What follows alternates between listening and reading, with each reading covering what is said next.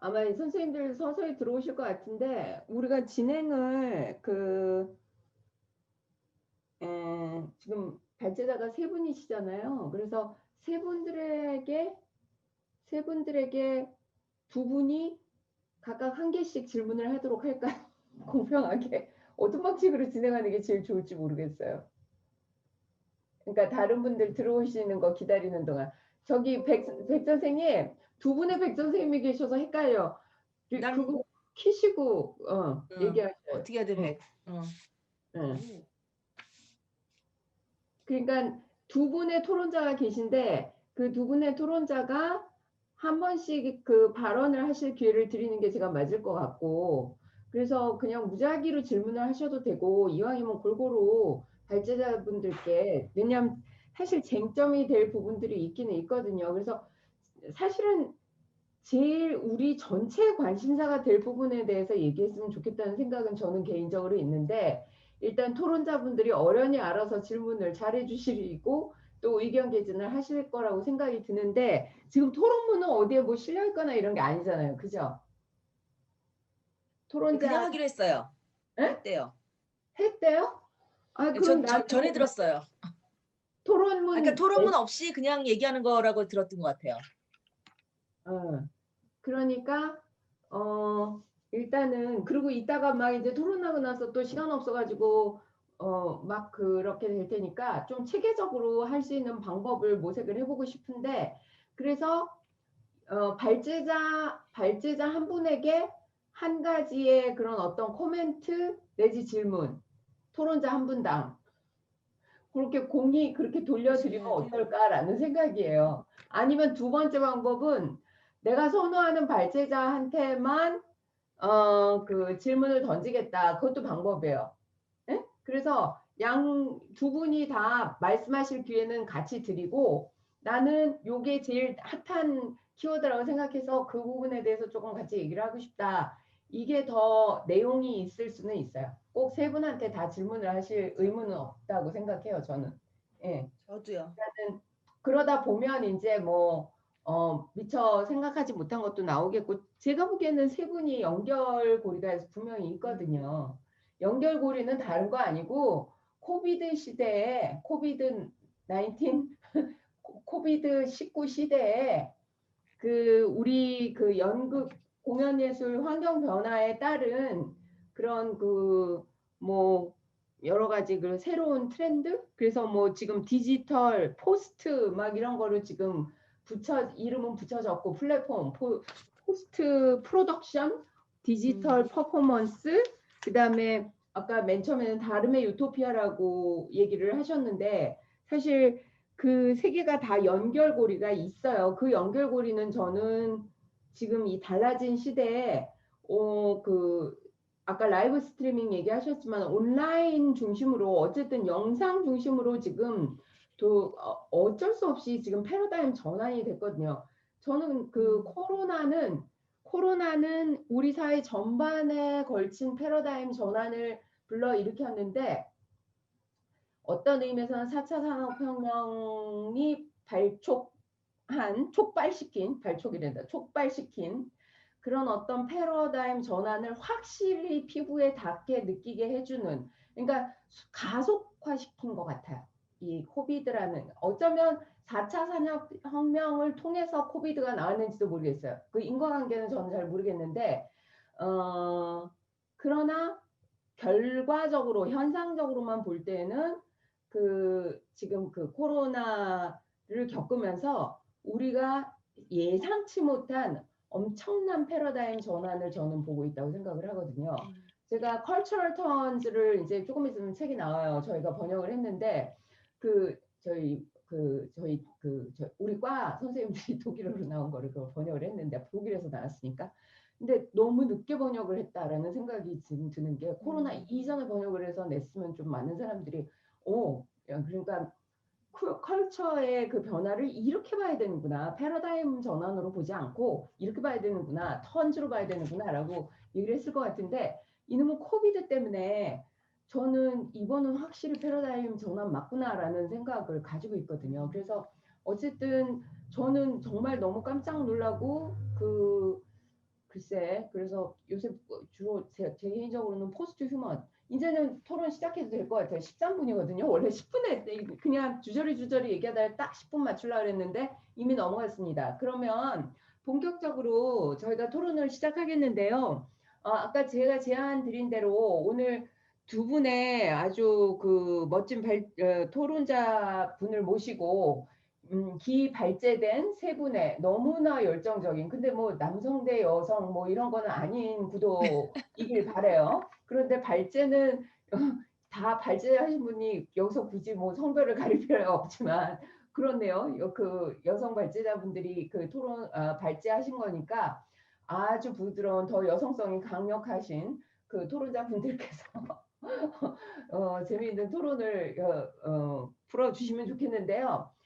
꼭 질문에 국한하지 않고 코멘트를 하셔도 됩니다. 그래서 길게 제가 사회자가 제일 나쁜 사회자는 사회자가 말을 많이 하는 거예요. 그러니까 짧게 저는 이 정도로 하고 임 선생님하고 임형진 선생님은 지금 그 어떤 부분이 제일 관심이 있으셨는지 생각해 보시고 가나다 순으로 하겠습니다. 김겸석 선생님부터 먼저 마이크를 갖고, 왜냐하면 쉬는 시간에도 쉬지를 않고 나를 보면서 굉장히 나를 안 보고 책을 열심히 그 발제문을 열심히 들여다보고 계시더라고요. 준비된 토론자신 것 같아서.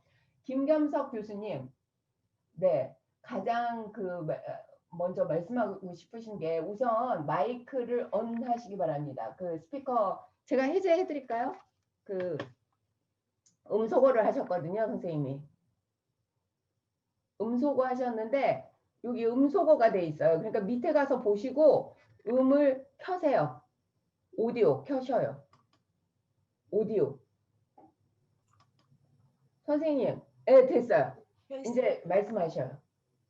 우리 임영진 교수님도 음소거 하신 거 키시기 바랍니다. 해제하시고. 네.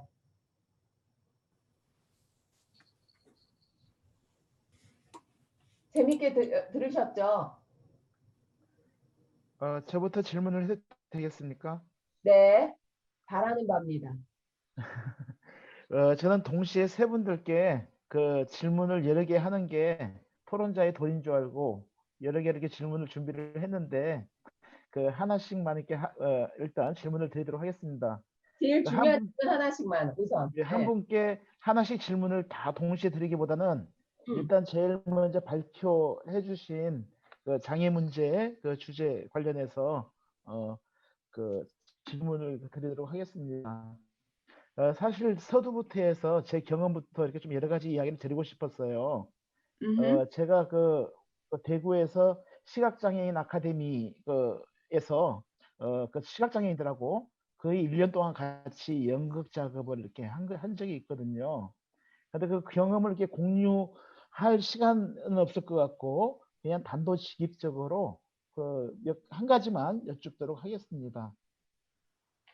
그 우리가 장애인이 아니더라도 왜 여성이라든지 인종, 뭐 또 젠더, 뭐 등등 퀴어까지 우리가 타자를 연극적으로 재현을 할 때 늘 보면 그 재현이 제대로 됐느냐 안 됐느냐 늘 그 어떤 그 문제가 제기가 되곤 합니다. 일종의 당사자성의 어떤 그 문제하고도 관련이 있겠죠.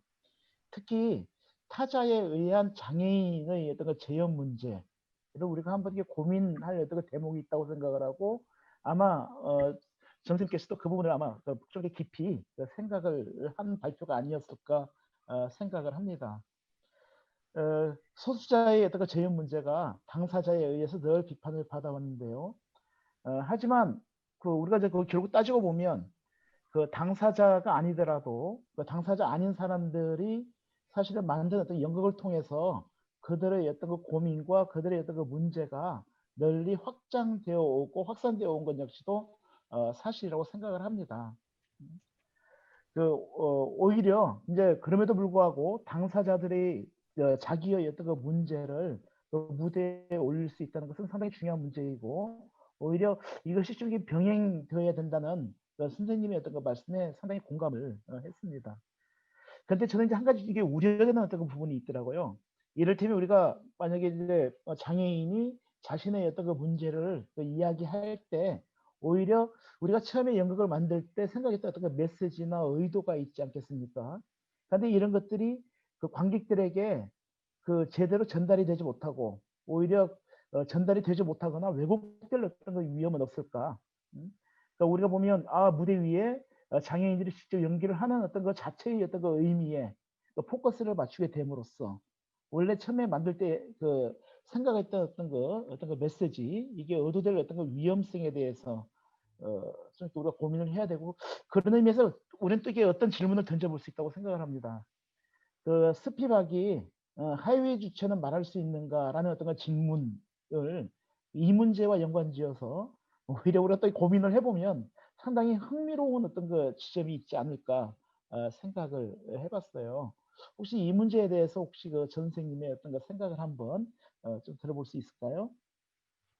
어, 스피박을 접목해 볼 생각은 안 해봤는데 음, 고민해 보겠습니다. 그리고 음, 저도 선생님 말씀하신 것처럼 그 장애인의 공연과 비장애인이 장애 문제에 대해서 다루는 공연이 병행되어야 하는 것이 맞다고 생각하고요. 그리고 되게 흥미롭게도 장애 연극 학자, 특히 비장애인 장애 연극 학자는 비장애인 배우가 장애를 재현하는 것에 대해서 굉장히 많이 비판을 해요. 이건 마치 블랙페이스와 같다라고 특히 미국 그 학자들은 많이 얘기를 하는데 오히려 장애인 배우들은 그것은 연기이기 때문에 연기란 원래 타자의 몸을 입는 거기 때문에 비장애인 배우들이 장애를 재현하는 것에 대해서 크게 문제 삼지 않더라고요.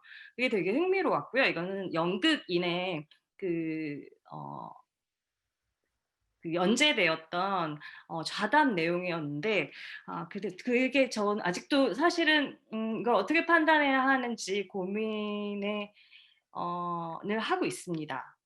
음. 그리고 장애 몸은 지워지지 않는다고 이제 장애학자들이 이제 얘기를 하는데 그래서 어쩔 수 없이 그 자체가 의미를 발생시키죠. 그 문제는 있는데 그렇다고 사실 모든 공연이 창작자가 의도한 대로 관객에게 전달되는 건 아니잖아요. 뭐 그거는 다른 공연과 동일한 문제일 수 있다고 생각해요.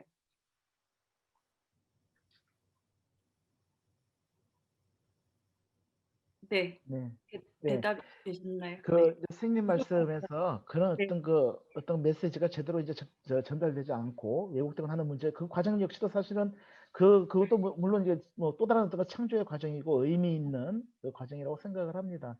네. 그런데 이제 우리가 보면 이게 정체성주의라고 하는 어떤 그 당위가 사실은 우리가 이제 보면 이게 제대로 된 어떤 형식이나 이런데 그 메시지가 얹어졌을 때 큰 어떤 이것도 연극이잖아요. 그죠? 일단 장애인 연극이 있잖아요. 연극일 때 사실은 이게 제대로 된 어떤 연극의 어떤 옷을 입어야 될 때인데 오히려 이제 하여튼 그 메시지나 이런 어떤 그 당위나 이런 부분들에 의해서 뭔가 늘 보면 관객들이 그 오해할 어떤 그런 어떤 여지가 늘 있겠다는 생각이 들어서 드린 질문이었습니다.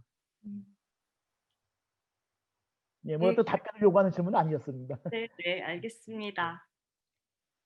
네. 또 저기 김경숙 교수님 그 질문을 여러 개를 준비하셨다고 하시니까 일단 풀어보시죠. 왜냐하면 지금 시간을 우리가 집약적으로 잘 써야 되니까. 네.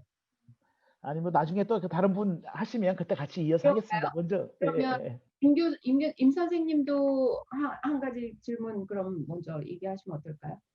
예, 뭐 안녕하세요. 제 목소리 들리시겠죠? 예, 어, 감사히 잘 봤고요.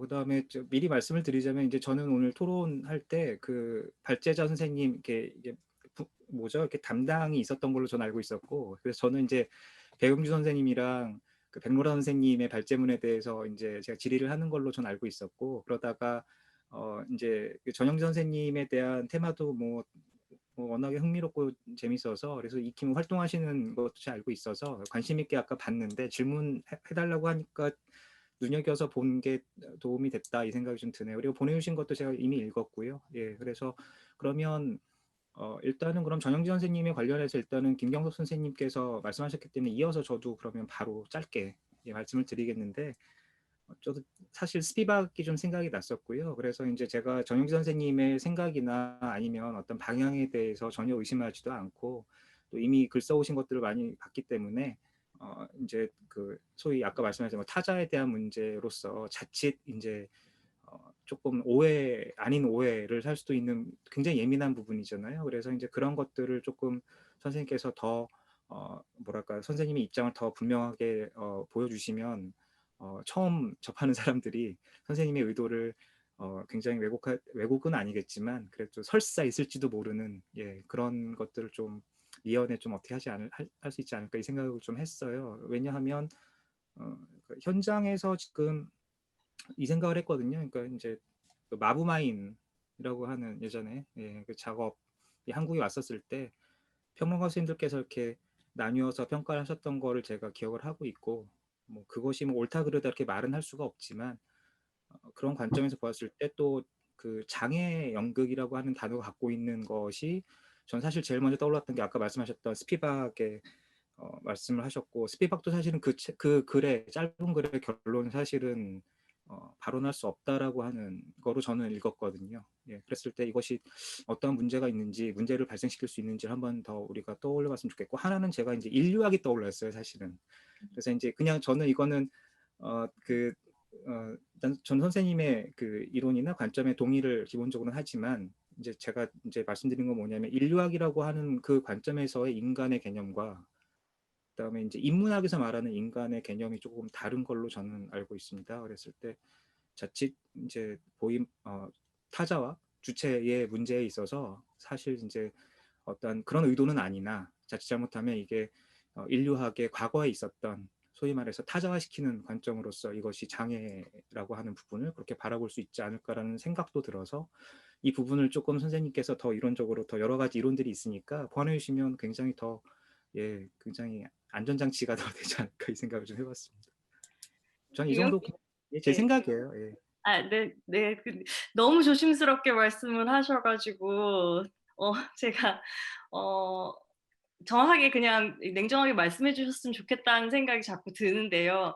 저도 글 쓰면서 계속 고민스러웠던 건 제가 수어 문맹이잖아요. 그러니까 감히 내가 이걸 다뤄도 될까라는 고민을 끊임없이 하게 됐었는데 그렇게 해서 계속 아무도 안 쓰는 것이 과연 좋은 일인가라는 생각이 들어서 그냥 과감하게 써봤고요. 저는 사실은 글을 마무리하고는 번역 이론을 좀 가져다가 이야기를 더 확장시켜야겠다라는 생각을 했었어요. 그러니까 뭐 domesticating과 foreignizing 트랜스레이션이 이 종류가 두 가지이고 뭐 역사적으로 여기 두 분도 장 선생님도 이병희 선생님 독일에서 공부하셔서 좀 민망하지만 역사적으로는 뭐 슐라이마허나 슐레겔부터 시작을 해서 뭐 최근 아니지만 90년대에 뭐 로렌스 벤티가 얘기한 그 타겟 오디언스를 중심으로 해서 도메스티케이팅 하는 번역의 문제?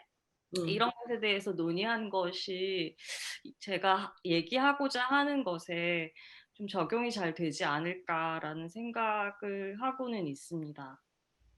예, 그래서 아까 인류학과 그 인문학 말씀드렸던 건 뭐냐면 제가 경험하고 또 이해했던 그 인류학의 장점과 그 위험성에 대한 거는 뭐 많이들 인식을 하실 텐데요. 예를 들어서 이제 백인 남성 그래서 이제 그 개념으로서 타 문화를 이해하려고 하는 방식이 전통적인 어떤 인류학의 출발이었기 때문에 뭐 제가 한 말은 아니고요. 예, 그래서 그런 관점이었고 인문학은 이미 모든 인간이 다 그 안에 통합되어 있는 것인데 이제 장애와 비장애라고 하는 말 그 자체가 사실은 그게 가지고 있는 게 있고 그다음에 현장에서도 그 생각은 했어요. 제 친구가 이제 장애 연극을 하는 극단 대표거든요. 그런데 그 친구를 직접 뭐 제가 이야기를 듣지는 않아도 옆에서 보면 대충 감이 오는 게 있는데 좀 여전히 소외되었고 그리고 그 장애에 대한 장애 연극을 이야기하는 과정에서도 그들이 주체라기보다는 여러 가지 점에서는 어쩔 수 없이 소재화되는 부분이 의도와는 다르게 그게 계속 나타나더라고요. 이제 그것을 우리가 최소화하는 방법이 무엇일까가 중요한 것 같고 반대로 무대에는 이제 장애가 있는 분들이 쓰기도 하지만 반대로서 그럼 객석에서는 사실은 지금 휠체어도 못 들어가는 극장이 너무나 많은데 지금 우리는 이미 장애 연극을 너무나 많이 이야기하고 있는데 현실은 지금 너무나 동떨어진 이야기여서 이제 선생님의 어떤 그런 개념들이 상당히 소중하면서도 그런 것들을 같이 좀 끌어안고 가주시면 어떨까라고 한 사실은 굉장히 좀 사회적으로 보는 건 좀 있는 것 같아요. 그래서 어려우신 건 알겠고 그거 하나랑 짧게 하나만 말씀드리자면 배경주 선생님께서 말씀하셨던 포스트 프로덕션을 들으면서 또 생각이 떠올랐던 건데 사실은 힌트를 얻었던 건데 수화 연극이라고 그랬을 때요. 그럼 수화 연극은 사실은 어떠한 점에서는 제가 알기로는 수화가 각 나라마다 이게 다 다른 걸로 알고 있어요. 그러면 결국에는 이것은 하나의 로컬의 개념으로서 지역의 어떠한 그 연극으로서 또는 지역성으로서의 어떤 차별화를 그래서 포스트 프로덕션과 뭔가 연관될 수 있는 그 어떤 차별성이 있지 않을까라는 생각을 아까 잠깐 해봤거든요.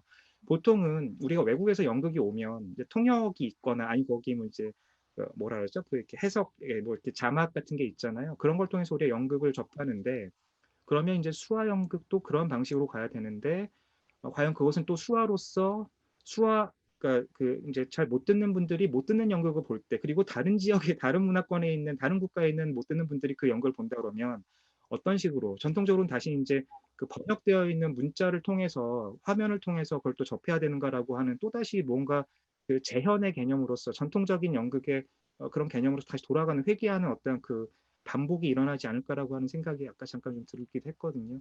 예, 저의 그냥 개인적인 생각이었으니까요. 특별한 질문이라고 말씀을 드릴 것 같지는 않습니다.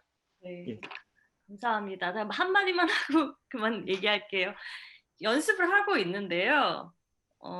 제가 공부한 거 되게 다 의미가 없더라고요. 솔직히 말씀드리면. 농인 배우님이랑 이제 리허설을 진행하고 있는데 현실과 실제는 너무 다르고 이 미국의 케이스가 우리에게 적용되기에는 우리 사회랑 너무 멀리 떨어져 있다는 것 너무 지금 몸소 지금 체험하고 있습니다. 그런데 그 사실 아까 제가 맨 처음에 시작할 때 토론 시작할 때 세 분 말씀 너무나 감사하게 들었고요. 그런데 우리가 아직 뭐라 그럴까 미국 영미권이나 유럽만큼 그렇게 장애 연극에 대해서 연구가 안 돼 있는 건 사실이긴 하지만 저는 새로운 가능성을 많이 본 게 벌써 이미 일상에서 그 변화가 일기 시작했잖아요. 그러니까 아까 이명진 선생님은 관객 그러니까 좀 몸이 불편하고 부족한 부분이 있는 관객들에 대한 배려도 없는데 무대에서 말하자면 창작 활동하는 데 있어서 그런 어떤 타자성을 배제한 그런 공연까지 생각하기 어려운 부분도 있지 않는가라는 그런 말씀으로 저는 이해를 했는데 사실은 요즘 그 코비드 관련해서 매번 방역 뭐죠? 중앙 방역 전문 용어가 생각 안 나는데 어쨌든 거기서 청에서 발표를 하실 때 보면 항상 수화로 옆에서 같이 번역을 해주시거든요. 그래서 저는 문화가 굉장히 많이 바뀌었고 우리의 의식을 바꾸고 있다. 그러니까는 그런 어떤 스스로의 그런 어떤 불안전성 누구나가 다 장애성을 가지고 있는 거에 대해서 그래서 타자를 같이 생각할 수 있는 좀 열린 마음을 오히려 이 재난을 통해서 우리가 조금 더 기회를 갖게 되지 않았는가 그런 생각도 하거든요. 그리고 아까 번역 얘기하셨는데 그게 저는 굉장히 공감이 갔어요. 그러니까 사실은 그런 어떤 저도 전문가가 아니라서 지금 오늘 근데 전문 용어를 많이 들어서 저는 개인적으로 공부가 굉장히 많이 됐거든요. 그러니까는 그 청인과 농인이라고 이렇게 얘기를 나눠서 얘기를 하셨는데 사실 그 청인 문화와 농인 문화는 많이 달라요. 남자와 문화와 여자 문화도 많이 다르고 로컬로 따지면 그 지역 그러니까 국제적으로까지 안 가도 돼요. 지역 문화도 많이 달라요. 그러니까 그 지역 언어 표현도 다르고. 그러니까 그거를 그 다름을 인정하는 데서부터 출발을 해야 한다면 기본적으로 그러니까 사실 탈식민주의적 번역 시스템 그게 안착이 돼야 된다고 생각하는데 그러니까 사실은 우리가 번역할 때도 아까 그 전문적인 용어들 얘기를 하셨는데 사실 번역도 항상 식민주의적 번역이었거든요. 그렇죠? 뭐 도메스티케이션이라든지 뭐 이런 용어들이 나오는 게 서양에서 먼저 그런 어떤 이론을 발현을 시키면서 어떻게 그 타자화시킬 것인가에 초점을 맞춘 것이 아니라 이미 타자예요. 그래서 자기 그 유럽 중심주의적인 사고방식에서 출발을 한 거기 때문에 사실 이게 단순히 장애 연극이 아니라는 생각을 저는 했거든요. 그래서 오늘 우리 그 스펙트럼과 전체적인 패러다임에 맞는 게 과학기술, 미디어, 관객 체험을 통해서 과연 이 시대의 새로운 패러다임에 맞는 공연 예술 시스템이라는 건 무엇인가 거기에 대해서 생각을 할 수 있는데 분명히 도움이 된다고 생각해요. 이 과학기술이. 그래서 그게 뭔가에 대해서 우리가 좀 초점을 맞춰볼 필요가 있을 것 같습니다. 그리고 그 아까 그래서 통역이라고 얘기를 하셨는데 통역도 양쪽 통역이 필요한 거죠. 그러니까 미학적으로도 추해 미학도 있고, 그다음에 그 전통적인 고전 미학도 있고 하듯이 그러니까 사실 우리가 조금 더 열린 시선으로 바라보면 영상에서는 벌써 이미 그게 되게 오래전에 수화 같은 걸 활용을 해서 영화가 수화를 통해서 굉장히 아름다운 영화들이 많이 나왔었거든요. 근데 연극은 사실 조금은 그런 계보를 아직은 받지 못했던 것 같아요. 제 개인적으로는 그렇게 생각하는데 그 이유가 서커스하고도 관계가 있는 것 같은데 저도 그쪽만 이렇게 드립답하지를 않았기 때문에 저 잘 모르겠습니다. 왜냐하면 서커스에서는 정말로 본격적으로 그 서민들이 폄하하는 걸 그대로 활용을 했던 게 사실인 것 같거든요. 그러니까 서커스 등장인물들을 보시면 기회지만 그러니까 수단으로 삼은 거죠, 장애를. 그래서 그거에 대해서도 아마 우리가 철학적으로 조금 분석을 해볼 필요가 있을 것 같아요. 문화 인류학적인지 철학적인지 잘 모르겠지만. 그래서 어쨌든 제가 말을 길게 하면 안 되니까 그래서 사실은 오늘 토론이 굉장히 새로운 버전을 저는 열어주셨다고 생각을 하고 제가 감명 깊게 들은 건 제가 그쪽이 관심 분야이기도 하겠지만 그런 번역 차원으로 보면 흥미로운 결과를 도출할 수 있을 거라는 생각이 듭니다. 우리가 기준을 어디다 삼는가가 되게 중요한데 저도 그 기준이 뭔가에 대해서 그리고 조심할 필요 없다고 생각해요. 저는 더 많이 해야 된다고 생각해요. 이 토론 더 많이 해야 되고 무대에서도 더 많이 확산시킬 필요가 있지 않을까. 분명히 거기서 희생되는 부분들이 있을 거예요. 근데 조금 더 용기를 가지고 제가 어떤 생각을 하냐면 아주 아무렇지도 않은 거예요. 사실은 장애가 아니에요. 그러니까 뚱뚱한 걸 우리가 장애라고 생각하잖아요. 그러니까 그 미의 기준이 뭐냐는 거죠. 근데 뚱뚱한 건 장애가 아니거든요.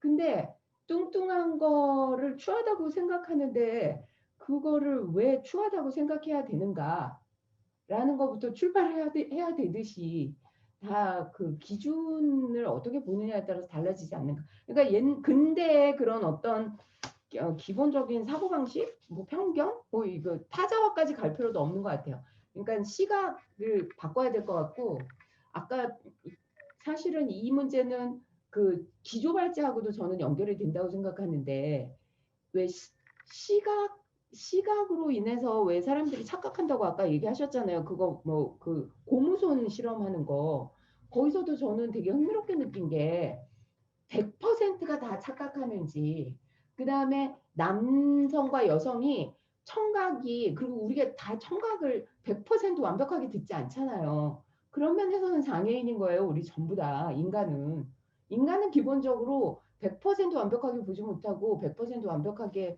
듣지 못하는데 우리가 장애가 아니라고 감히 얘기할 수 있는 사람이 누굴까요? 그러니까 그 용어 자체가 저는 잘못됐다고 개인적으로 생각합니다.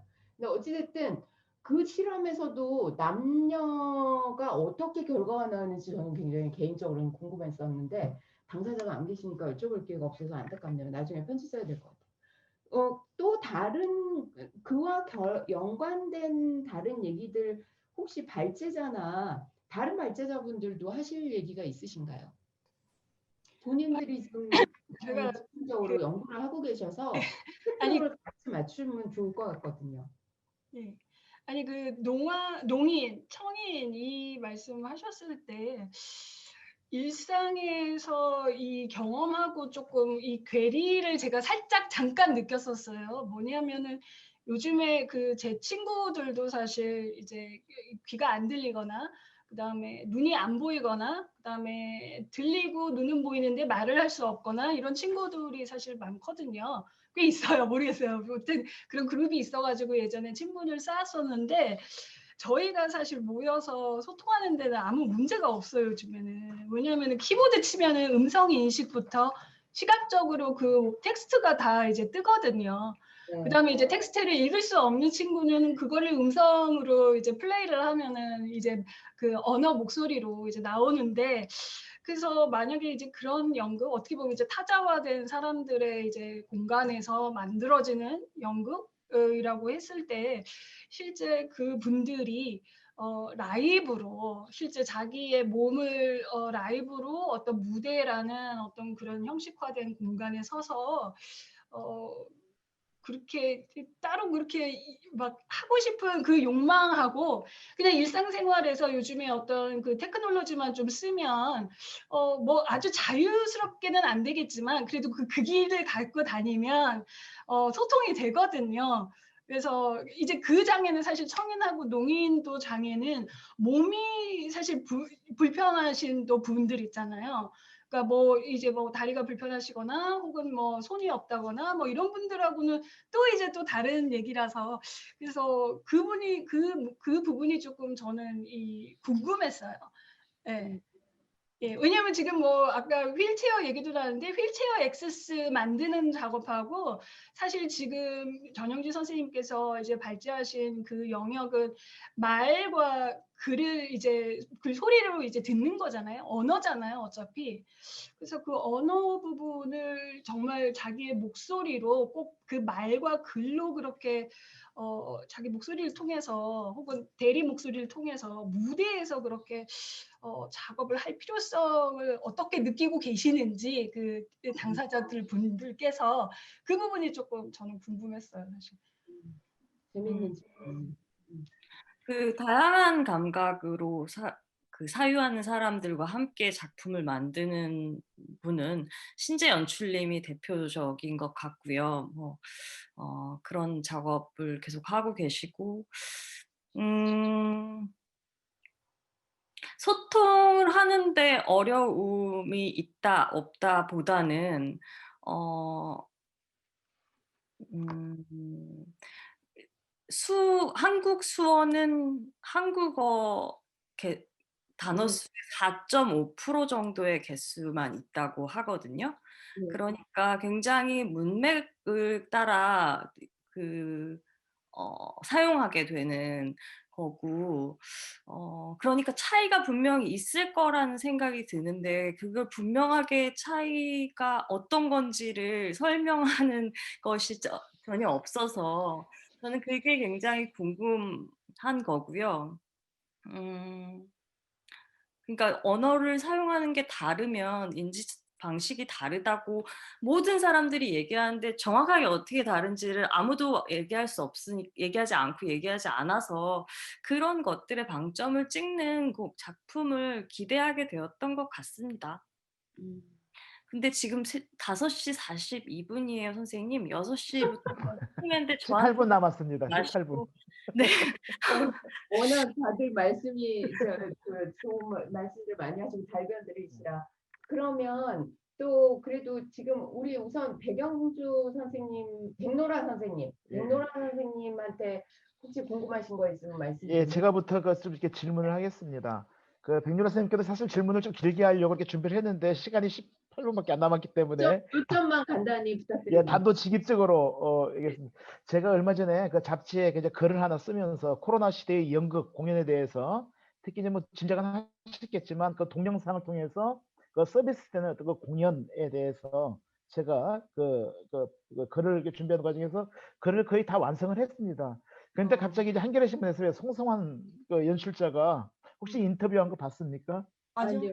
왜요? 그 요즘 이렇게 그 공연이 온라인으로 서비스되고 하는데 이것에 대해서 어떻게 생각하냐고 그랬더니 생선회를 통조림에 담는 거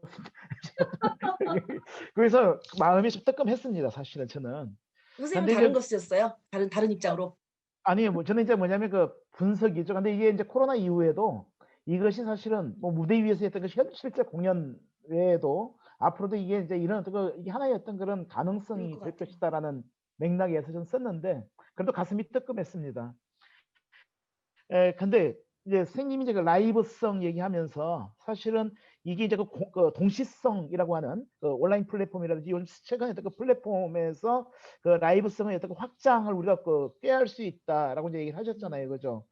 네. 근데 뭐 그거 동의하죠. 뭐 저는 오랫동안 사실 제가 디지털 게임에 대해서 제가 공부를 해왔고 지금도 이제 요번 발표를 들으면서 선생님 발표를 들으면서 이미 우리 세계에서는 우리 이제 게임 스터디스 쪽에서는 많은 부분이 사실 해결이 되고 얘기가 되고 있습니다. 그런데 이제 그 떠나서 그런데 오랫동안 연구가 사실은 공간성 혹은 장소성에 대해서 관심을 이렇게 가져왔거든요.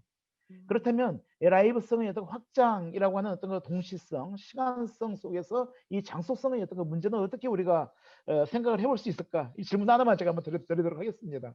좀 어려운데 그 장소성이 근데 점점 그 무의미해지는 것 같아요. 그게 그 어떤 걸 느끼는가 하면 관객들이 라이브를 느끼는 그게 저는 달라졌다라고 많이 생각이 들어요.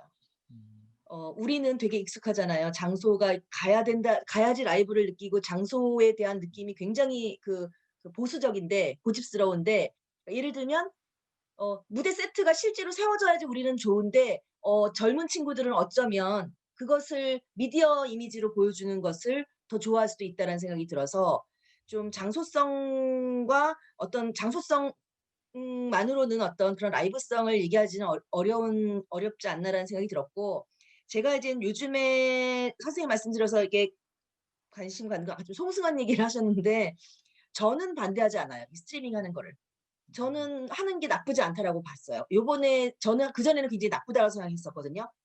그런데 좋아합니다. 대중들이. 왜냐하면 그리고 물어봤더니 되게 자기 공연을 보는 관객이 한 1,000명 정도나 한 뭐 2,000명 정도면 뭐 완전히 뭐 이렇게 감동인데 연출가들이나 공연자들의 입장에서는 그래도 그 뭐야 수백 명이 아니 수천 명, 수만 명이 본다라는 거예요, 동시에.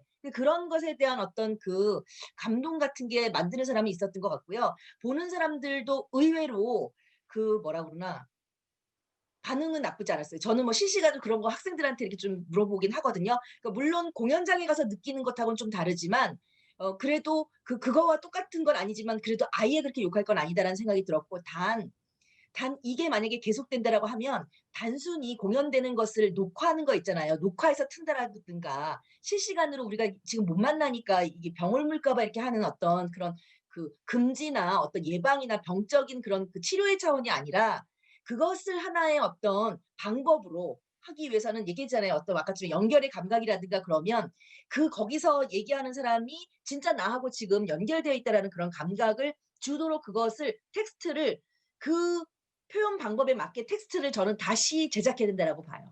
사실은.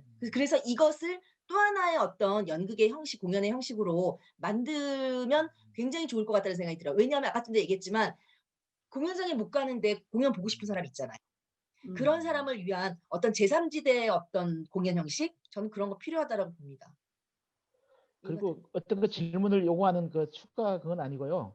네. 우리는 이렇게 장소성의 어떤 그 문제를 사실은 가상현실에 대한 어떤 가상현실의 어떤 그 장소성이라든지 공간성에 대한 어떤 그 연구로 이렇게 해결하려는 어떤 노력을 하고 있어요. 그러니까 시간성과 어떤 그 장소성을 동시에 고려할 수 있는 그런 어떤 그 개념과 어떤 그 방법들이 있을 수도 있겠다는 생각을 하고 싶고 그리고 혹시 선생님께 도움이 될 수 있을 것 같으면 한국콘텐츠진흥원의 그 자료실에 들어가면 네. 그 작년에 그 제법 두꺼운 어떤 그 연구 보고서들이 올라와 있어요.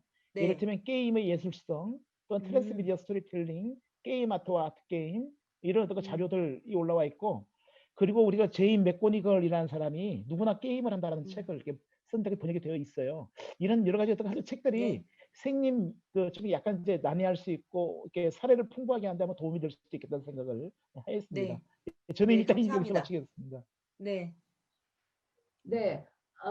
아직 2분 남았습니다. 더 보조 발언 필요할 것 같은데 이명진 선생님은 어떻게 생각하세요? 지금 사실 그 게임과 공연 예술이 많이 가까워지고 있는 것 같거든요. 저도 그렇게 생각해요. 왜냐하면 이머시브 시어터에서도 그런 생각하거든요. 많이 그런 관객과의 게임이거든요. 어떤 의미에서는 관객이 스스로가 창작자가 되기도 하지만 그래서 지금 제시하신 그 게임과 라이브 스트리밍, 뭐 굳이 라이브 스트리밍이 아니더라도 그런 어떤 영상을 통한 또 다른 그 라이브니스 체험에 대해서 얘기하는 거에 대해서도 이명진 선생님 뭔가 할 말이 있을 것 같은데. 저기 이게 50분에 끝나는 거죠? 네.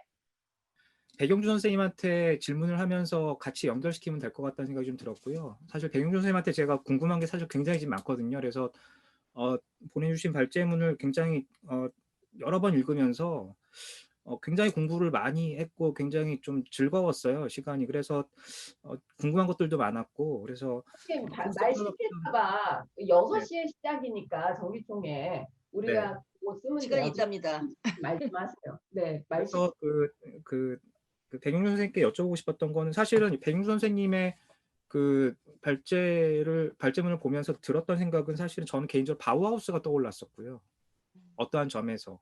근데 이제 바우하우스의 어떤 모더니즘이라고 하는 그 한계 안에 좀 갇혀져 있긴 하지만 선생님께서 말씀하셨던 여러 개념들이 좀 그게 일단 하나 떠올랐고 포스트 프로덕션이긴 하겠지만요. 그리고 또 하나는 그 부르디유의 어떤 장이라고 하는 개념, 장을 형성한다라고 하는 개념이 또 하나가 떠올랐고요. 사회학적으로. 그다음에 뭐 어떤 점에서는 포스트 모더니즘적인 그런 성격들이 분명히 있음에도 불구하고 저는 하버마스의 어떤 그 공공성이라고 하는 개념, 그러면서 장을 형성하는 어떤 그런 것들이 계속 이렇게 연관되어서 저는 이어져 좀 생각이 좀 났고요. 그러면서 이제 선생님의 그러한 것들을 그 대치하면서 읽으면서 굉장히 이게 같이 읽히는 게 굉장히 신기한 경험이었어요. 개인적으로는요. 그러면서도 중요한 말씀을 하나 하셨는데 수용자성에서 이제 사용자성으로의 어떠한 전환이라고 말씀을 하신 부분이 저는 굉장히 인상적이었는데 저도 늘 고민하는 것 중에 하나가 응, 예, 그래서 아까도 백로라 선생님께서도 말씀하신 부분 뭐 다 연결이 돼 있는 것 같아요. 맞아요. 방금 장원수 선생님께서 말씀하신 것들과 다 비슷한데 수용자에서 이제 사용자의 개념으로 간다. 근데 그럼 예술과 또 이제 그 대중이라는 말을 우리가 보통 많이 얘기하는데 예술과 대중은 사실은 굉장히 좀 대립적인 어떠한 그 성격이거든요. 소위 말해서 수동적인 존재이고 그다음에 주체적인 어떠한 자각이나 어떠한 비판 의식이라고 하는 점에서는 조금 이게 하버마스의 관점에서 보자면 그렇긴 한데 하버마스 또한 우리가 맹신할 필요는 없는 건데요. 그런데 봤을 때 이 사용자라고 하는 것에 양가성이 있잖아요. 사실 그래서 저는 일베가 떠올랐거든요. 일베는 항상 하는 말이 우리는 모든 표현의 자유가 있다. 그런데 또 반대로 보면 쓸데없는 말을 할 수 있는 자유까지도 우리는 보장해줘야 되는가라고 하면 또 전통적인 모더니즘적 관점이다라고 이야기를 하는데요. 그래서 사용자가 이제는 어떻게 그걸 선택하느냐에 따라서 이거는 분명히 달라질 텐데 포스트 프로덕션과 관련해서 개인적으로 아까 엑스폼도 굉장히 흥미로운 지점이었고 그랬을 때 결국에는 소외된 것들 그리고 아까도 그 요셉 보이스의 그 사회적 그 조각이라고 하는 그 개념도 저는 굉장히 그게 와 닿았는데 선생님의 전반적인 의견은 어쩐 점에서 연대와 아니면 사회적인 것으로서의 어떤 포스트 프로덕션의 관점으로 이렇게 연결시킨 부분이 저는 굉장히 인상 깊었는데 아까도 말씀드렸던 사용자가 어떠한 사람에 의해서인지에 따라서 사실은 이 예술이 될 수도 있고 그냥 쓰레기가 될 수도 있는 상황에서 이것은 계속 이렇게 갈 것인지 또는 이것을 제가 뭐 비판적으로 본다 이런 건 아닌데요. 선생님은 어떤 소위 말해서 예상을 하고 계신지 한번 좀 궁금해서 한번 여쭤보고 싶습니다. 이런 것 같아요. 제가 읽어본 어떤 그런 머티리얼에 관한 그 하버마스는 예컨대 엘리트주의인 거예요. 이런 시점에서 봐서는. 그러니까 그 대중이라는 것이 사실 뭐 동물의 노예들처럼 특히 뭐 아까 일베 말씀하셨는데 근데 저희가 그 존재들을 또 타자화하고 있다라는 거예요. 물론 거기가 그 선이 어디까지인가를 결정하는 거는 사회 윤리적인 합의 안에서 정해지는 거라고 이제 얘기들을 하더라고요. 그래서 끊임없이 이제 공론의 장을 펼쳐내야 하는 것, 그 다음에 서로 그 견제하는 것, 그 그다음에 서로 끊임없이 그 관계의 역학 안에서 끊임없이 설득하는 관계. 그게 이제 그 공론, 공존, 공유의 현실인 것 같아요. 그래서 그 대중예술 혹은 우리가 보통 대중예술에 그러면은 반대되는 개념으로 사실 순수 개념, 뭐 순수 예술이라고 얘기하는데 그 개념은 사실 아방가르드에서 이미 깨졌음을 알 수가 있고 그렇기 때문에 뭐 한 100년이 걸쳐서 사실 대중이 솔직히 얼마나 사실 스마트해졌어요. 저는 사실 그 양적으로는 지금 인터넷 이전 세대하고 이후 세대하고의 어떤 이 생각하는 방식, 그다음에 공공성에 대한 어떤 뭐 생각들, 기준들 이런 것들이 확연히 차이가 나는 게 지금 정치적인 저희 우리나라 상황에서 지금 바로 드러나고 있는 것 같아요. 특히 지금 40, 50대 특히 이런 이 정치 그 참여층하고 60, 70, 80대 그 정치 참여층하고의 사실 이 괴리는 사실 사용자성이라는 거를 이해를 하고 있나 혹은 체화를 했나 아니면은 똑같은 사용자로서 그 뭐 플랫폼을 사용하고 있지만 결과적으로 그것들에 대해서 일방향으로 그냥 세뇌당하는 어떤 그런 판단력을 잃어버린 혹은 판단 기준을 갖고 있지 않은 그런 세대와의 저는 세대 문제라고 조금 생각하는 게 있는 것 같아요. 그 그래서 제가 저도 네, 논의를 네, 좀 이렇게 좀 네, 보태면 네, 우리가 이제 백스님께서 처음에 역사적 아방가르드 또 네오 아방가르드 또 상황주의 인터내셔널 쭉 이렇게 논의를 이렇게 짚어가면서 쭉 얘기를 해주셨는데 이제 그 부분을 줄이고 오히려 뒷부분에 좀 방점이 찍혔으면 더 좋겠다는 생각도 네, 하게 되는데 그럼에도 불구하고 이들의 어떤 공통적인 특징을 보면 미술이나 퍼포먼스 또는 어떤 그 참여 등등에 대한 어떤 관심의 지평을 넓혀주는 어떤 그 성과도 있었지만 그런데 오히려 대중들에게 이들이 이해되지 못한 측면이 있었죠. 사실은 그들만의 어떤 그 리그였을 수도 있고 또 네, 하나는 결국 그리고 이들이 자기들이 반대했던 자본주의의 포획이 되었다는 오히려 또 전유되었다는 그런 어떤 한계도 있죠. 네, 그런데 선생님은 이제 이런 어떤 그 반대급부로 소위 디지털 모빌리티 그다음에 이제 뭐 네트워크 등등 얘기를 하면서 관계 미학을 말씀하셨습니다. 이를테면 참여, 공유 또는 뭐 공동 생산 상당히 우리한테 이제 큰 어떤 가능성의 어떤 영역을 열어준 것은 사실인데 그런데 여전히 또 우려가 좀 큰 것 같아요. 아마 이제 우리 임 선생님께서 이제 말씀해 주신 게 이제 그런 부분하고 연관이 있을 거라고 생각을 합니다. 근데 우리가 보면 이제 그 사용자 개념, 저는 이제 플레이어 개념에 되게 이제 관심이 있는데, 이를테면 놀이의 어떤 거 창조화, 또 창조의 어떤 거 놀이화, 뭐 이런 어떤 대목에서 흥미로운 어떤 거 점이 있다고 생각을 합니다. 근데 이런 어떤 가능성만큼이나 소위 이런 어떤 잠재성 이런 것들 우리가 환영할 만하고 또 실제로 우리한테 이제 선생님께서 발표해 주신 것처럼 많은 어떤 그 사례들을 이렇게 보여주었으면 틀림없죠.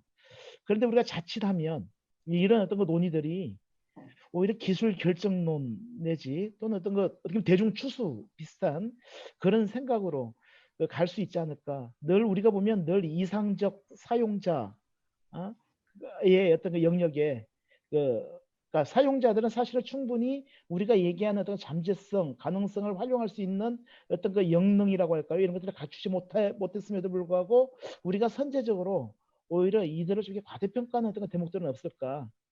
뭐 저 역시도 사실은 뭐 선생님 의견에 상당 부분 동의를 하고 그랬으면 좋겠는데 사실 이 부분 이전에 뭔가 우리가 선제적으로 해결돼야 될 어떤 숙제 또는 우리가 좀 뭔가 필요한 어떤 그 대목들이 있지 않을까? 저는 내심 생각하는 게 있는데 제가 먼저 그 얘기하면 너무 김 빠질 거기 때문에 아니요, 선생님 어떤 말씀해 의견을 주시면 좋을 것 같은데요. 이를테면 저는 그 미디어 시민성 교육, 일종의 시민성 음, 교육과 미디어 리터러시라든지 등등의 리트러시. 논의가 네, 필요하다고 저는 생각을 하는데 하여튼 거기에 대한 맞습니다. 고민을 저도 하고 있는데 혹시 선생님 생각은 좀 어떠신지 모르겠습니다. 뭐 절대적으로 공감하고요. 뭐 그때 저도 이제 뭐 발제문에 마지막에 썼듯이 결국에는 플랫폼이라는 이런 수평적인 관계 의식을 기반으로 탄생한 그 모델도 시스템 모델도 결과적으로 그 자본주의 사회에서 지금 악용이랄까 혹은 뭐 이윤을 최대한 이제 창출하는 어떤 수단으로 사실 또 다시 수렴됐잖아요, 중심에. 그래서 저는 사실 항상 이런 뭐 리서치를 하면서 개별적으로는 사실 뭐 이 리서치하는 게 사실 재밌는 게 제가 해결을 할 부분이 아니라는 어떤 이런 생각 때문에 사실 현장보다는 이 리서치가 요즘에는 마음에 와 닿는 것 같아요. 왜냐하면은 현장에서는 사실 이런 문제들을 풀어야 되고 하나의 입장을 관철을 해서 하나의 모델을 실제 구현하는 과정이잖아요. 근데 이제 이 어떻게 보면은 뭐 직접적인 창작을 안 할 경우에 이제 관전을 하거나 리서치를 하거나 이런 사람들을 만날 때 이거는 뭐 브리오의 얘기인데 이 관계를 어떻게 설명하냐면 중심에서 이제 대중인 거죠. 다중이 항상 이제 자기네들이 보고 싶지 않은 거, 보기 싫은 거, 원하지 않는 거, 이쁘지 않은 거 이런 것들을 항상 그 원 밖으로 집어 던진대요. 그러면은 예술가들이 우리가 뭐 말씀하시는 순수한 예술가들이 하는 일은 그 던진 거를 강아지처럼 물고 다시 이 중심 안으로 들고 오는 그 작업을 하는 사람이 그냥 예술가라고 하면서 그래도 지금 100년 이후를 보면 그 중심 서클은 그래도 확정이 되었다. 그래서 아주 느리고 정말 부작용도 많지만 이 중심적인 확장을 느리 그 과정이 사실 그 예술가의 할 일이고 뭐 그런 에너지이고 그래서 우리가 항상 그냥 그 역학 관계를 그냥 지켜보는 것 같아요. 저는 어디 하나에 결정을 한다라는 어떤 그러니까 약간 판단 보류 상황에서 아직까지는 스탠스를 저 개인적으로는 취하고 있는 것 같아요. 네. 지금 딱 6시. 저도 그거 잠깐만 얘기를 하자면 저는 그 말씀하세요. 예술에 대해서 그렇게 대중의 어떤 그 눈높이라든가 욕망이라든가 이거에 그 예술가들이 오히려 따라가면 안 된다라고 하는 저는 약간 시대착오적인 모더니즘적인 어떤 그런 쪽에 있는 사람이에요. 그러니까 이게 뭐냐면 이게 포스트 모더니즘은 그렇지만 이게 예술이 너무 평준화되어 있는 거예요. 평준화된 상태에서 플랫한 상태에서 다양한 거예요. 그러니 자기네들은 다양하다라고 생각하는데 마치 중국집에서 짜장면 짬뽕 탕수육 계속 먹는 거랑 똑같은 거예요. 난 어느 날 짬뽕 먹다가 어느 날은 스테이크를 먹고 싶은데 아니야 너는 짬뽕 짜장면 둘 중에 하나만 선택해. 뭐 이런 거죠. 그러니까 나는 예술이야말로 저는 하이어라키가 있어야 된다고 생각해요. 오페라가 있고 뮤지컬이 있고 마당극이 있고 이런 식으로 해서 오페라는 10명만 보러 가요. 왜냐하면 어렵고 짜증나니까. 그렇지만 그것을 좋아하는 사람을 위한 난 그게 있어야 된다고 생각해요. 그래서 그것을 포기하면 안 된다고 생각해요. 지금 저는 우리나라가 지금 이 연극계가 지금 다 약간 이렇게 돼가고 있거든요.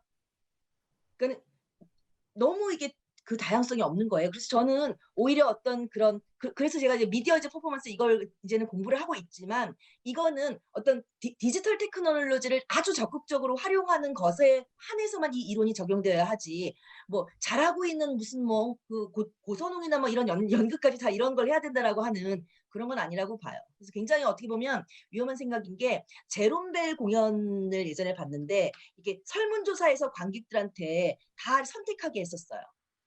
즉각적으로 턴 몇 번 할까요? 음악은 뭐 할까요?를 즉각적으로 이걸 눌러가지고 해가지고 한 적이 있었어요. 정말로 너무나도 절망적이었어요, 공연이. 난 제롬벨 너무 기대하고 갔는데 완전히 무슨 판소리 틀어놓고서는 그 바닥에서 몇 번 서너 번 구르고 그리고 나가버렸어요. 나 이거 보러 무용 보러 온 건 아니거든요. 그래서 저는 어떤 예술이야말로 굉장히 위아래로 이게 좀 있어야 된다라고 하는 그러면 좀 안 되지만 아무튼 그렇게 봅니다. 지금 백노라 선생님 발언하신 걸 마지막으로 끝을 내야 될 것 같은데 저는 하이어리시라기보다는 어떤 의미에서는 다양성.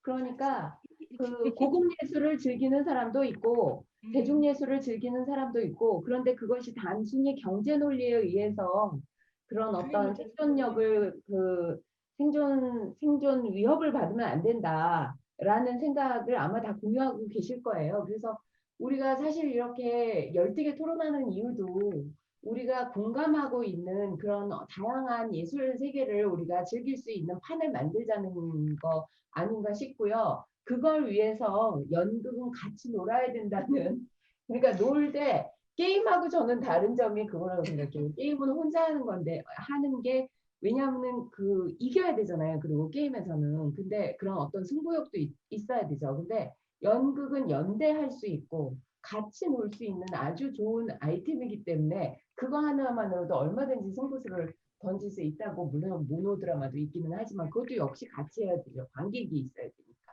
관객들이 모노드라마를 하더라도 어찌됐든 속성이 조금은 다른 것 같은데 그래서 우리가 연극에 대해서 이렇게 장시간 앉아가지고 토론을 할 수 있었다는 게 너무 행복한 일인 것 같고요. 우리는 역시 전공은 잘 고른 것 같습니다. 오늘 제가 이걸로 그냥 마무리를 해도 될까요? 시간이 없는 관계로 너무 안타까웠어요. 왜냐하면 공부들을 진짜 많이 하셨고 너무나 열정적이신데 그래서 최소한 1시간은 같이 얘기해야 되는 거 아닌가 한 아이템당 그런 생각이 들었습니다. 그래서 다음 프로그램 짤 때에는 그것도 우리 집행부에서 고려해 주시기를 바라고요. 또 회장님을 또 선출해야 되니까 우리는 또 다음 그 장소로 넘어가는데 1분과로 다 같이 다시 모이시면 되겠습니다. 함께 협조해 주시고 열띤 토론 벌려주신 발제자, 토론자 그리고 참여자 선생님들께 진심으로 감사의 말씀드리고 지금 수화로 박수하지 마시고 소리 다 내시면서 박수하시고 수화로 박수하시는 걸 더 선호하시는 분은 마음대로 또 수화로 춤을 추셔도 좋겠습니다. 네.